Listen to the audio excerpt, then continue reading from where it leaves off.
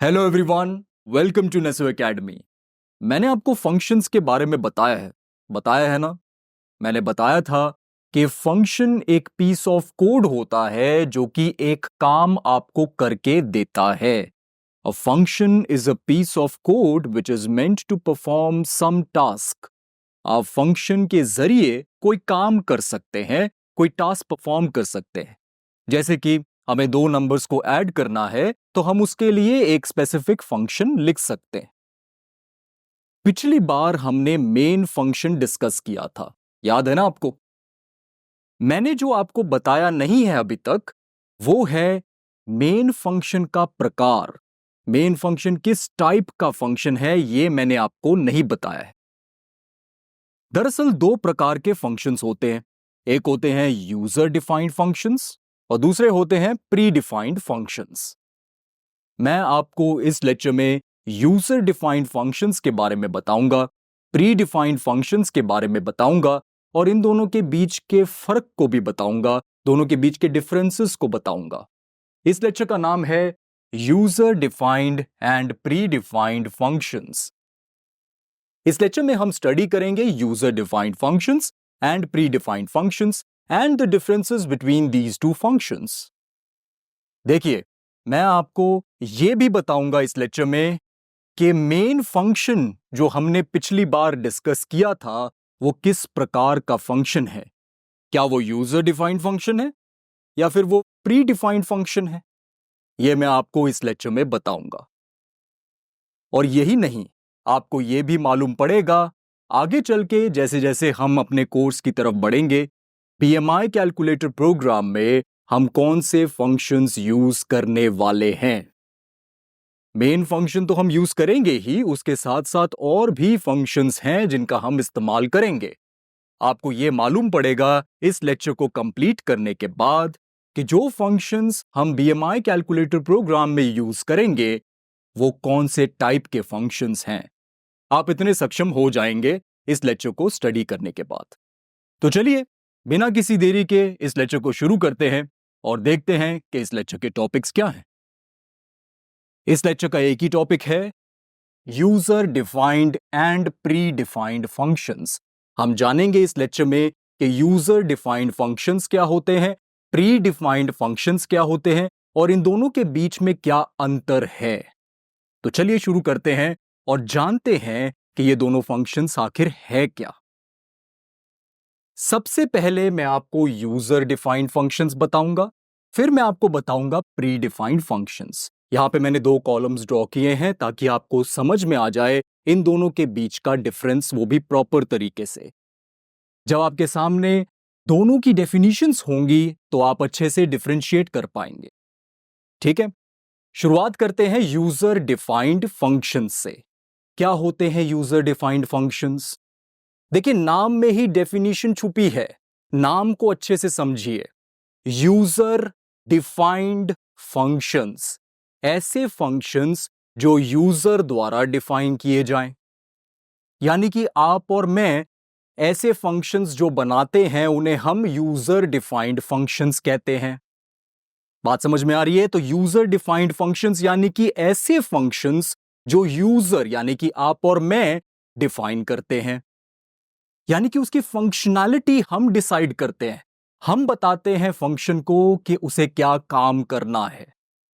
ठीक है, यहां मैंने वही चीज लिखी है अंग्रेजी में, functions with functionalities defined by us. यही लिखा है ना। ऐसे फंक्शंस जिसकी फंक्शनैलिटीज हम डिफाइन करते हैं उन्हें ही हम यूजर डिफाइंड फंक्शंस कहते हैं।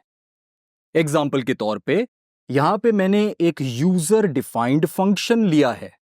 मैं इसे यूजर डिफाइंड क्यों कह रहा हूं? क्योंकि इस फंक्शन की फंक्शनैलिटी मैं बता रहा हूं। यहां पे आप देख रहे हैं ना, ऐड लिखा है। ये फंक्शन का काम है दो नंबर्स को ऐड करने का। आपको भी समझ में नहीं आ रहा होगा कि ये फंक्शन क्यों कह रहा हूं मैं इसे।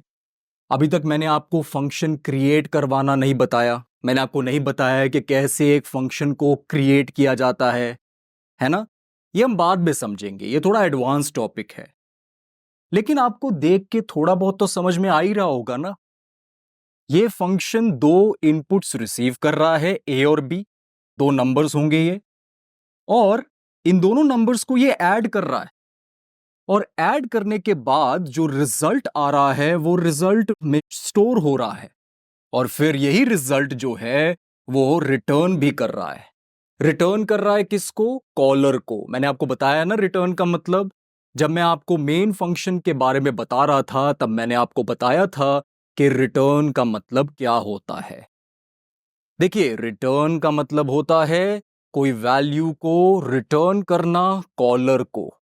यहां पे क्या है? वैल्यू हम जो रिटर्न कर रहे हैं वो रिजल्ट है a प्लस बी का। यही वैल्यू जो ये फंक्शन है रिटर्न कर रहा है कॉलर को। मैंने आपको ये बात बताई थी कि फंक्शन अपने आप से एग्जीक्यूट नहीं करता, फंक्शन को कॉल करना पड़ता है, फंक्शन को बुलाना पड़ता है।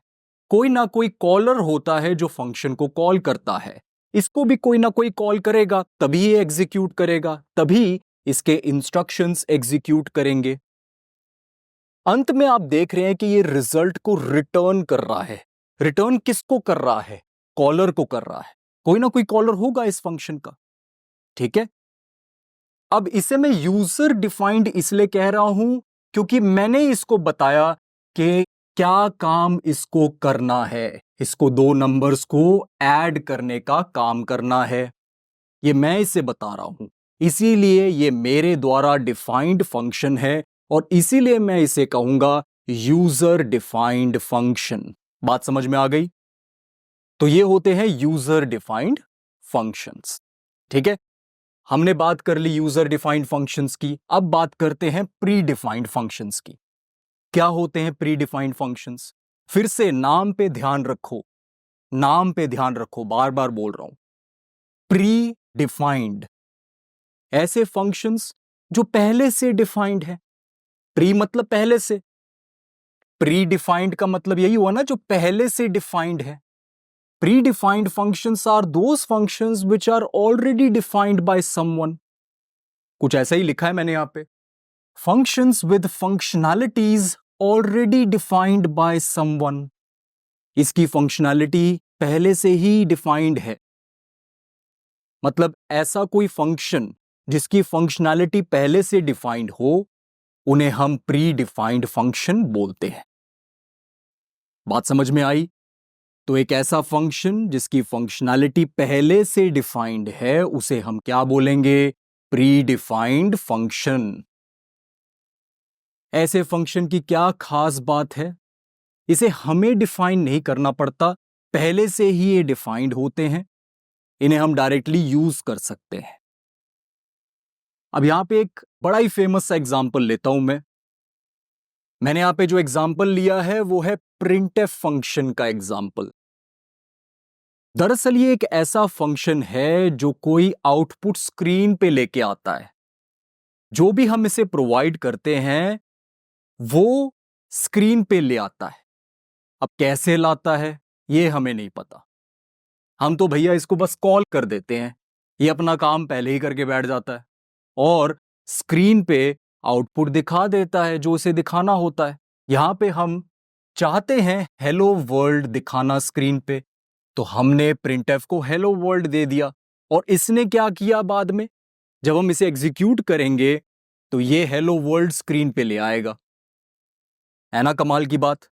यहां पे तो आपको फंक्शनैलिटी डिफाइन करनी पड़ती है, लेकिन इस टाइप का फंक्शन है तो आपको फंक्शनैलिटी डिफाइन नहीं करनी, आपको नहीं बताना इसको कि कैसे ये काम करेगा, क्या काम करेगा।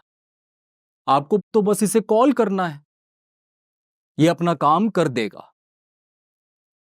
तो ये होते हैं प्री डिफाइंड फंक्शंस, जिनकी फंक्शनैलिटी पहले से डिफाइंड है, हमें डिफाइन नहीं करना है। बात समझ में आ गई? दोनों के बीच का अंतर समझ में आ गया? देखिए, गौर करने वाली बात यहां पे ये है कि यहां पे हमने कर्ली ब्रेसेस देखे हैं, है ना? और मैंने आपको कर्ली ब्रेसेस का मतलब भी बताया है जब मैं मेन फंक्शन के बारे में आपको बता रहा था पिछले ही लेक्चर में। मैंने आपको यह बात बताई है ना कि कर्ली ब्रेसेस का मतलब होता है बॉडी ऑफ द फंक्शन। जो भी इसके अंदर आएगा वो फंक्शन की फंक्शनैलिटी होगी, वो फंक्शन का काम होगा। यहां पे हम काम को डिफाइन कर रहे हैं ना, ये हमारे द्वारा डिफाइन किया गया है ना, तो ये करली ब्रेसेस के अंदर हम काम को डिफाइन कर रहे हैं इस फंक्शन की। वही यहां पे देखिए, यहां पे करली ब्रेसेस है क्या? क्योंकि यहां पे हम काम थोड़ी डिफाइन कर रहे हैं, यहां पे तो हम सिर्फ फंक्शन को कॉल कर रहे हैं। और अगर दोनों के बीच का डिफरेंस समझना है ना, तो यहां पे आपको करली ब्रेसेस देखने को मिलेंगे, यहां पे आपको ये सेमी कॉलन देखने को मिलेगा। आपने ये नोटिस किया था क्या? देखिए, इस फंक्शन के अंत में सेमी कॉलन है। Did you notice this semi colon? यहां पे तो करली ब्रेसेस है, ये तो बॉडी है फंक्शन की, यहां पे तो हमने फंक्शनैलिटी डिफाइन की है। यहां पे हमने कोई फंक्शनैलिटी डिफाइन नहीं की, सिर्फ फंक्शन को बुलाया है, सिर्फ कॉल किया है। यह तरीका होता है फंक्शन को कॉल करने का। अंत में आपको सेमी कॉलन दिखेगा। देखो, यहां पे हम फंक्शन को कॉल कर रहे हैं, यहां पे हम उसकी फंक्शनैलिटी नहीं बता रहे, यहां पे हम बता रहे हैं कि क्या करना है फंक्शन को और कैसे करना है। तो बात समझ में आ गई, दोनों के बीच का डिफरेंस समझ में आ गया। तो ये होते हैं user defined functions and predefined functions, इन दोनों के बीच का डिफरेंस। तो इसी के साथ हमने हमारा ये topic user defined and predefined functions complete कर लिया है। और इसी के साथ हम अपने लेक्चर को भी खत्म करते हैं। ये लेक्चर कंप्लीट हो चुका है, ठीक है। मैंने आपको यूजर डिफाइंड फंक्शंस बता दिए, प्री डिफाइंड फंक्शंस बता दिए हैं। अब मैं आपको अगले लेक्चर में बताऊंगा हेडर फाइल्स क्या होती हैं। हेडर फाइल्स के बारे में हम थोड़ी चर्चा करेंगे, क्योंकि हेडर फाइल्स काफी इंपॉर्टेंट है हमारे लिए समझना। तो हेडर फाइल्स के ऊपर डिस्कशन हम करेंगे अगले लेक्चर में। अभी मैं इस लेक्चर को समाप्त करता हूं। अब मैं मिलूंगा सीधा आपसे अगले लेक्चर में। Thank you so much for watching this lecture.